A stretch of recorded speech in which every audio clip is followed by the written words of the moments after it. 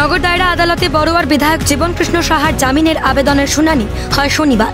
দীর্ঘ শুনানিতে প্রথমেই ইডি নগর দায়রা আদালতে জীবনকৃষ্ণের সমস্ত সম্পত্তির হাল হাকিকত জমা দেয়। যদিও শুনানিতে জীবনকৃষ্ণের আইনজীবী বারবার দাবি করেন জীবনকৃষ্ণের পর গ্রেফতার হওয়া অনেকে জামিন পেয়ে গেলেও জীবনকৃষ্ণের বাড়ি থেকে টাকা বা তথ্য কিছু উদ্ধার না হলেও কেন জীবনকৃষ্ণকে জামিন দেওয়া হচ্ছে না তার জবাব ইডি দিক।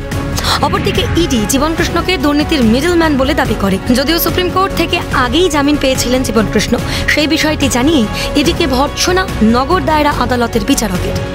নিয়োগ দুর্নীতি অন্যতম অভিযুক্ত জীবনকৃষ্ণ সাহা বড়ুয়ার বিধায়ক, তার জামিনের মামলা ছিল আজ ব্যাংশাল আদালতের নগর দায়রা সেকশনে। সিবিআই এর এই বিশেষ আদালতে আজকে প্রায় ভৎসনার মুখে পড়তে হলো ইডিকে। শুনানিতে জীবনকৃষ্ণের আইনজীবী জানান ইডির জমা করা রিপোর্টে জীবনকৃষ্ণের সম্পত্তির হিসেব আছে, তবে কেন তাকে গ্রেফতার করা হলো তার কারণ জানানো নেই। যদিও এই প্রসঙ্গে ইডির দাবি তাদের কাছে প্রমাণ আছে।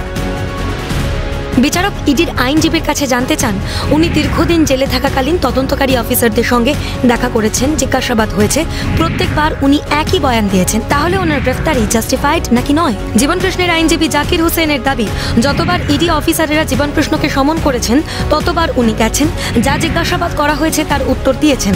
তাহলে ওনাকে গ্রেফতার করা হলো কেন? কেনই বা তাকে গ্রেফতার করা জরুরি ছিল? জীবনকৃষ্ণের আইনজীবী মৃত্যুঞ্জয় চট্টোপাধ্যায়ও জানান এই দুর্নীতি 2017 সালে, যখন জীবনকৃষ্ণ বিধায়ক ছিলেন না। উনি 2021 সালে বিধায়ক হন, ততদিনে তাকে গ্রেফতারও করে সিবিআই। 22 সালে হওয়া নতুন চার্জশিটে 128 জনের সঙ্গে জীবনকৃষ্ণের নাম নেওয়া হয়। একে একে এমন অনেকেই জামিন পান যাদের থেকে টাকাও উদ্ধার করা গিয়েছিল, কিন্তু জীবনকৃষ্ণের বাড়ি থেকে কখনো কোনো টাকা, সম্পত্তি, নথি কিছুই পাওয়া যায়নি। তার বাড়ি থেকে শুধুমাত্র 2টি মোবাইল, শ্বশুর বাড়ি থেকে আরও 2টি মোবাইল ছাড়া আর কিছুই পাওয়া যায়নি। ইডির আইনজীবী ফের দাবি করেন জীবনকৃষ্ণ মিডলম্যানের ভূমিকায় কাজ করেছেন।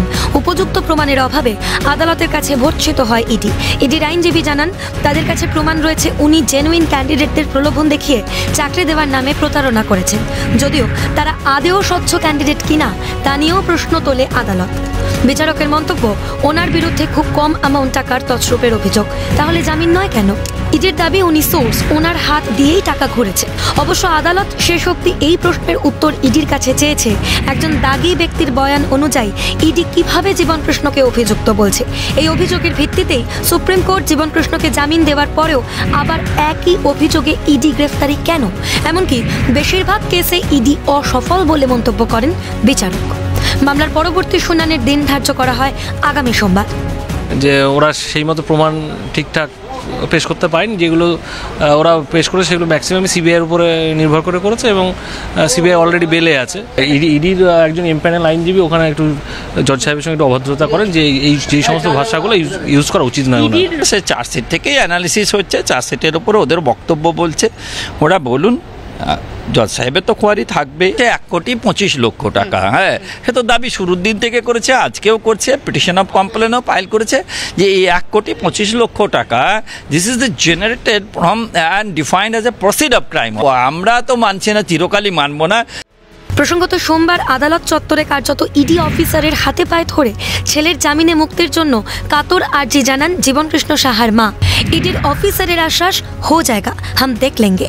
ইডি অফিসারের আশ্বাসে খানিক আশ্বস্ত হয়ে রুমালে চোখের জলও মোছেন বড়ুয়ার বিধায়কের মা।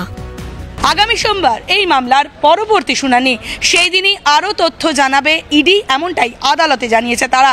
আবার নয়া কোনো তথ্য দেয় কিনা, আদতে নতুন কোনো তথ্য ইডি তুলে ধরে কিনা, আর শেষে জীবনকৃষ্ণ সাহার জামিন দেয় নাকি জামিনের আবেদন খারিজ করে নগর দায়রা আদালতের সিবিআই ইডি বিশেষ কোর্ট, সেটাই এখন দেখার বিষয়। ক্যামেরায় নিখিল দাসের সাথে অভিরূপা হাজরা, ক্যালকাটা নিউজ।